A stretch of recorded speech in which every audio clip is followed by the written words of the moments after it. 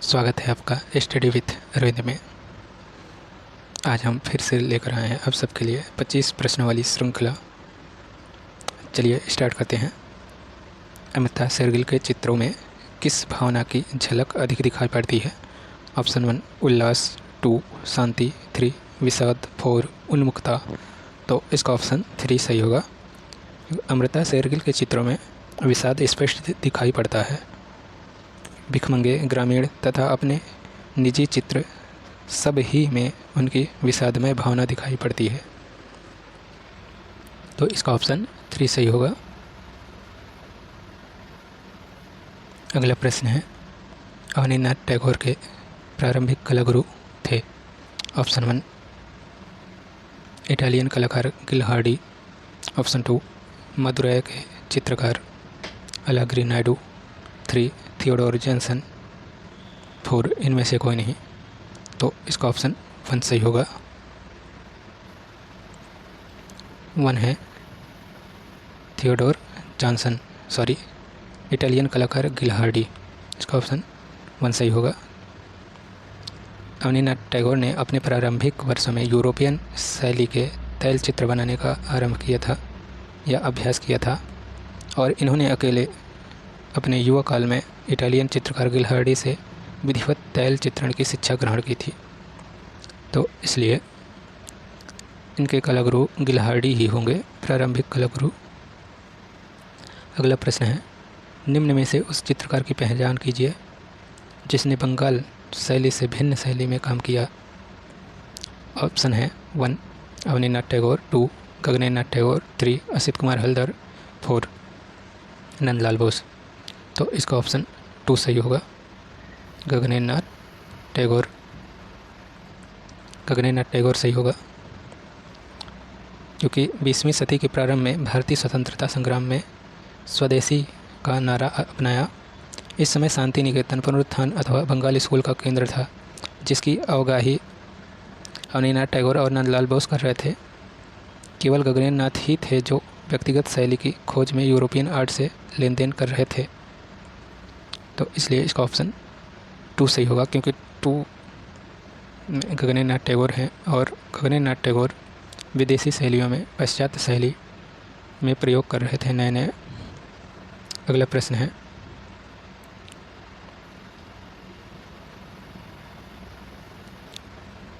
Haripura panel की विषय वस्तु बताइए। जो हरिपुरा पैनल है या कांग्रेस अधिवेशन में बनाया गया है नंदलाल बोस जी द्वारा, उसका विषय वस्तु है ऑप्शन 1 भारतीय ग्रामीण जीवन, 2 पौराणिक कथाएं, 3 रामायण, 4 महाभारत। तो इसका ऑप्शन 1 सही होगा। इसका ऑप्शन 1 सही होगा।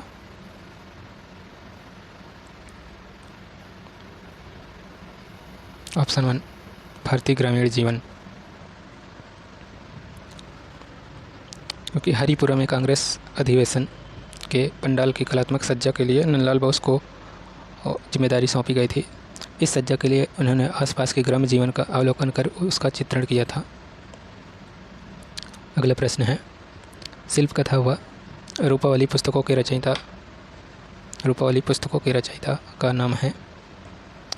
ऑप्शन 1 असित कुमार हल्दर, 2 नंदलाल बोस, 3 अवनीनाथ टैगोर, 4 चितिनाथ मजूमदार। तो इसका ऑप्शन 2 सही होगा।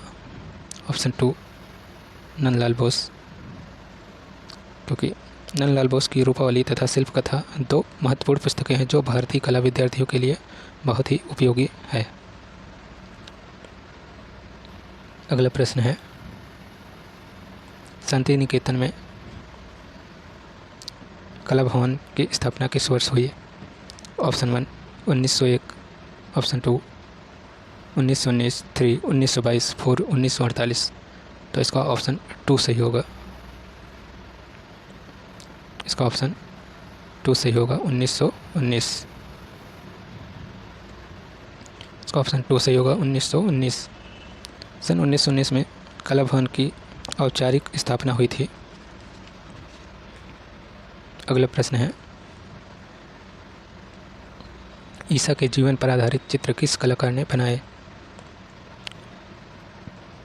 Option 1 M.F. हुसैन, 2 बेंद्रे, 3 यामिनी रॉय, 4 गगनेन्द्रनाथ टैगोर। तो इसका ऑप्शन 3 सही होगा, यामिनी रॉय। इसका ऑप्शन 3 सही होगा, यामिनी रॉय। 1937 में यामिनी रॉय ने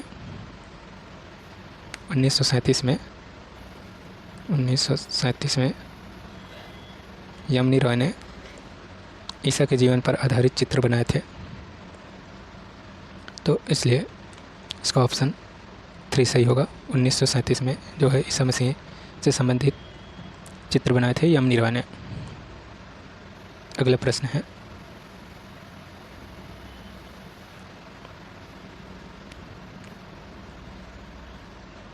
मोने के किस चित्र के आधार पर प्रभाववाद का नाम पड़ा? प्रभाववाद का नाम प्रभाववाद पड़ा या प्रभाववाद का नाम पड़ा? ऑप्शन 1 घास का ढेर, 2 रुआ का गिरजाघर, 3 सूर्योदय का प्रभाव, 4 जीवर्णी के चिनार वृक्ष। तो इसका ऑप्शन 3 सही होगा, सूर्योदय का प्रभाव। सूर्योदय के प्रभाव के नाम की कलाकृति के ऊपर ही प्रभाववाद का नाम पड़ा। तो इसका ऑप्शन 3 सही होगा। क्लोद मोने के चित्र सूर्योदय का प्रभाव की समीक्षा के रूप में तथा निंदा के रूप में प्रयुक्त शब्द प्रभाववाद को छाया प्रकाश या छाया चित्रकार नादार के करकच में उद्घाटित प्रदर्शनी में कलाकारों ने, जिसमें देगा, रेनवार, माने आदि सम्मिलित थे, अपने आप को प्रभाववादी चित्रकार के नाम से घोषित किया। तो प्रभाववाद का जो नाम है, सूर्योदय का प्रभाव नामक कलाकृति यह चित्र से उसका नाम पड़ा था। यह पेंटिंग है मोने की। अगला प्रश्न है, निम्न चित्रकारों में से कौन अति यथार्थवाद से संबंधित है? ऑप्शन 1 स्वामीनाथन, 2 विकास भट्टाचार्य, 3 के.एस. कुलकर्णी, 4 हुसैन। तो इसका ऑप्शन 2 सही होगा, विकास भट्टाचार्य। जो विकास भट्टाचार्य हैं वो अति यथार्थवादी से प्रभावित हैं। जो विकास भट्टाचार्य अति यथार्थवादी शैली से प्रभावित हैं। तो इसका ऑप्शन 2 सही होगा। चलिए अगले प्रश्न की ओर। अगला प्रश्न है, भारतीय कलाकारों में किस पर प्रभाववाद का प्रभाव है?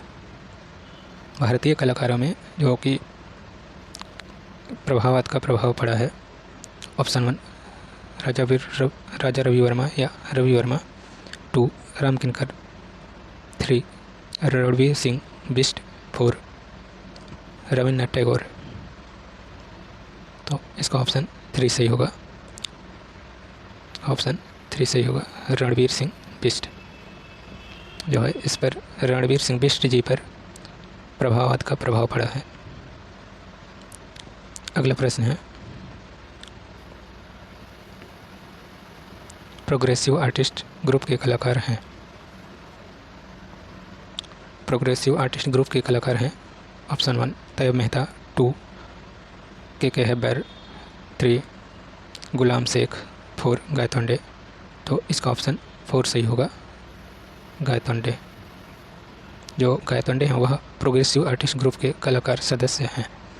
प्रोग्रेसिव आर्टिस्ट ग्रुप में फ्रांसिस न्यूटन सूजा, के.एच. आरा, सैयद हैदर रजा, M.F. हुसैन, हरि अंबादास गाडे और सदानंद बाकरे थे। बाद में कृष्ण खन्ना और गायतोंडे भी शामिल हुए। तो इसका ऑप्शन 4 सही होगा, गायतोंडे। अगला प्रश्न है, प्रोग्रेसिव आर्टिस्ट ग्रुप की स्थापना कब हुई? ऑप्शन 1 1942, 2 1948, 3 1950, 4 1954। तो इसकी स्थापना हुई थी 1948 में। जो प्रोग्रेसिव आर्टिस्ट ग्रुप है उसकी स्थापना हुई थी 1948 में। 1948 में। तो यह क्वेश्चन का आंसर होगा ऑप्शन 2 1948।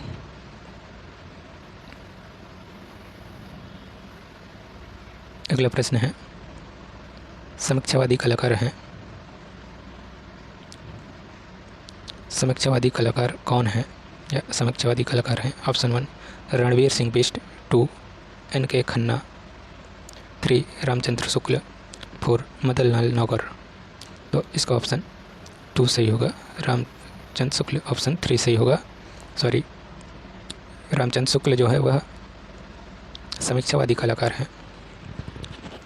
समीक्षावादी चित्रकला रामचंद्र शुक्ल की व्यक्तिगत शैली है जो इन्होंने बनारस हिंदू विश्वविद्यालय के अपने कुछ शिष्यों तथा साथियों को लेकर प्रारंभ की थी। तो क्वेश्चन नंबर 13 का ऑप्शन 3 सही होगा, रामचंद्र शुक्ल। अगला प्रश्न है, कृष्ण खन्ना की चित्रकला में किस शैली का प्रभाव दिखाई देता है? ऑप्शन 1 अपभ्रंश शैली, 2 मुगल शैली, 3 राजस्थानी शैली, 4 दक्षिणी शैली। तो इसका ऑप्शन 4 सही होगा, दक्षिणी शैली। जो कृष्ण खन्ना की कृतियों में देश और विदेश की कला शैलियों का मेलजोल देखने को मिलता है। इन्होंने कोई भी आकृति बनाई हो अथवा किसी भी विषय का चित्रण किया हो, सब में दक्षिणी शैली का प्रभाव दिखाई पड़ता है। तो इसका ऑप्शन 4 सही होगा, दक्षिणी शैली।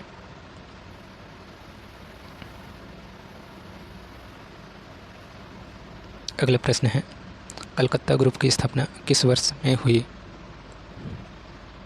ऑप्शन 1 1935, 2 1940, 3 1943, 4 1948। तो इसका ऑप्शन 3 सही होगा, 1943। कलकत्ता ग्रुप की स्थापना कब हुई थी? 1943 में। 1943 में जो है कलकत्ता ग्रुप की स्थापना हुई थी। अगला प्रश्न है, पिकासो का विश्वविख्यात चित्र गुएर्निका किस शैली का है? जो पिकासो का विश्वविख्यात चित्र है गुएर्निका किस शैली का है? ऑप्शन 1 अति यथार्थवादी, 2 घनवादी, 3 अभिव्यंजनावादी, 4 तीनों। तो इसका ऑप्शन 2 सही होगा, सॉरी इसका ऑप्शन 4 सही होगा। जो पिकासो का चित्र है गुएर्निका, पिकासो की अति यथार्थवादी एवं घनवादी शैलियों का भावनापूर्ण उत्कर्ष उनके द्वारा बनाए गए विश्वविख्यात चित्र गुएर्निका में देखने को मिलता है। इसका निर्माण जो है इन्होंने 1937 में किया था। जो गुएर्निका चित्र है उसका निर्माण 1937 में किया था पिकासो ने। अगला प्रश्न है, घनवाद से प्रेरणा लेकर या घनवाद से प्रेरणा लेने के उपरांत निजी विशेषता वाले कलाकार का नाम बताइए। जो घनवाद से प्रेरणा लेने के उपरांत निजी विशेषता वाले कलाकार का नाम क्या है? 1 ऑप्शन 1 ब्राक, 2 ओजेन फेंट, 3 KS कुलकर्णी, 4 रामकुमार। इसका ऑप्शन 4 सही होगा, रामकुमार। रामकुमार जो है घनवाद से प्रेरणा लेने के उपरांत अपनी एक निजी विशेषता या निजी शैली या विशेषता से काम किया था। अगला प्रश्न है, मद्रास चोलमंडल क्या है? ऑप्शन 1 चोल प्रदेश की कमिश्नरी है, 2 चोल लोगों का समूह है, 3 कलाकारों का एक गांव, 4 इनमें से कोई नहीं। तो इसका ऑप्शन 3 सही होगा। जो मद्रास चोलमंडल है वह कलाकारों का एक गांव है। तो इसका ऑप्शन 3 सही होगा।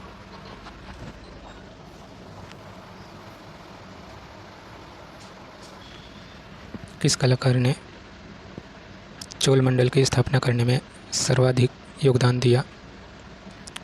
Option 1 Devi Prasad Rai Chaudhary, 2 KCS पर्णिकर, 3 RV Bhaskaran, 4 Krishna Khanna. तो इसका ऑप्शन 2 सही होगा, KCS पर्णिकर। जो KCS पर्णिकर हैं वह चोलमंडल के स्थापना के लिए बहुत ही महत्वपूर्ण योगदान दिया। कला के क्षेत्र में सबसे महत्वपूर्ण कार्य चोलमंडल नामक कलाकारों के गांव बसाने के रूप में हुई। इसकी स्थापना जो है 1966 में KCS पर्णिकर ने मद्रास के बाहर स्थित एक गांव में की थी। 1966 में इसकी स्थापना हुई थी। जो चोलमंडल गांव है वह एक कलाकारों का गांव है। इसकी स्थापना KCS पन्नीकर ने 1966 में की थी। अगला प्रश्न है, पाकिस्तान से आए विस्थापित कलाकार किस संस्था से जुड़े? जो पाकिस्तान से कलाकार आए थे वह किस संस्था से जुड़े थे? Option 1 Bombay group, 2 progressive artist group, 3 Delhi Shilpi Chakra से, 4 प्रोग्रेसिव प्रिंटर्स एसोसिएशन से। तो देश के विभाजन के दौरान या देश के विभाजन के समय दिल्ली में जो कलाकार आए थे लाहौर से, लगभग सभी कलाकार all India fine art and craft society Delhi के सदस्य बन गए थे, परंतु इस संस्था के साथ बहुत कम दिनों तक रहे। केवल कृष्ण खन्ना या केवल कंवल कृष्ण केएस कुलकर्णी तथा प्राणनाथ मांगो, जो fine art and craft society counselling के सदस्य थे, त्यागपत्र देकर 25 मार्च 1949 को दिल्ली शिल्पी चक्र का शिलान्यास किया था। तो जो पाकिस्तान से कलाकार आए थे वह दिल्ली शिल्पी चक्र से जुड़े थे और दिल्ली शिल्पी चक्र की स्थापना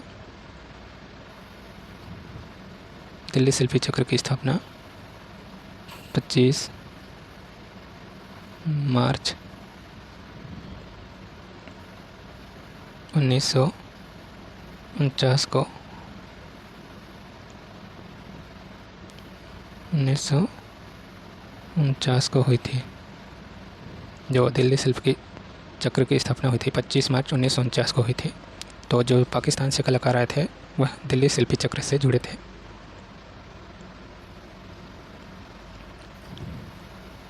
अगला प्रश्न है, बॉम्बे ग्रुप के नेता कौन थे? जो बॉम्बे ग्रुप के नेता थे, option 1 SD Chhabra, 2 KK Hebbar, 3 VS Gaitonde, 4 Harkishan Lal. तो इसका ऑप्शन 2 सही होगा, KK हैबर। जो बॉम्बे ग्रुप के नेता कलाकार थे वह थे KK हैबर। अगला प्रश्न है, पाए गए सचिव का नाम बताइए। ऑप्शन 1 MF हुसैन, 2 मुल्कराज आनंद, 3 FN सूजा, 4 SK बाकरे। तो इसका ऑप्शन 3 सही होगा, FN सूजा। इनका पूरा नाम है फ्रांसिस न्यूटन सूजा।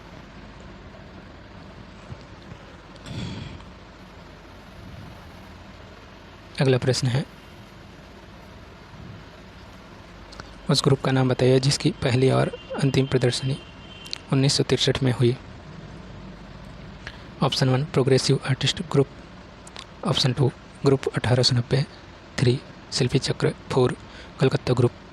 तो इसका ऑप्शन 2 सही होगा, ग्रुप 1890। इसकी जो है पहली और अंतिम प्रदर्शनी 1963 में हुई थी। 1963 में इसकी पहली और अंतिम प्रदर्शनी हुई थी। इस समूह की पहली और अंतिम प्रदर्शनी जो है कहाँ हुई थी? रविंद्र भवन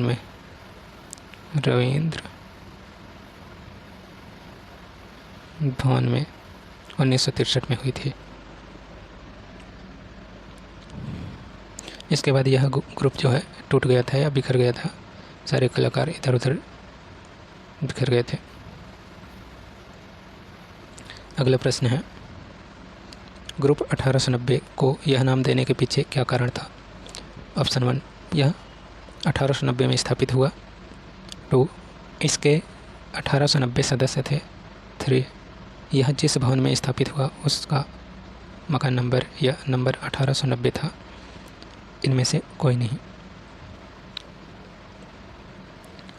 तो इसका ऑप्शन 3 सही होगा, यह जिस भवन में स्थापित हुआ उसका नंबर 1890 था, इसलिए इसका नाम रखा गया। क्योंकि जो महेंद्र पांड्या थे पांड्या के मकान में जहाँ कलाकार मिले उसका मकान नंबर यही था, 1890। अगला प्रश्न है, घास का ढेर चित्रमल्लिका चित्रित करने वाले कलाकार का नाम है। जो घास का ढेर नामक चित्रमल्लिका है उसको किसने चित्रित किया? तो इसका ऑप्शन है मॉनेट, 2 मोने, 3 पिकासो, 4 देगा। तो इसका ऑप्शन 2 सही होगा, मोने। इसका ऑप्शन 2 सही होगा, मोने।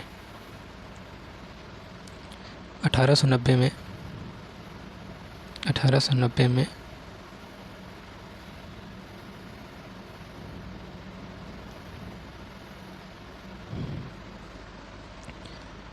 मोने ने घास का ढेर चित्रमल्लिका को चित्रित या चित्रण करना आरंभ किया था। यह था आज के 25 प्रश्नों वाली श्रृंखला का अंतिम प्रश्न। तो कैसा लगा आज की श्रृंखला कमेंट बॉक्स में ज़रूर बताइएगा। Thanks for watching this video.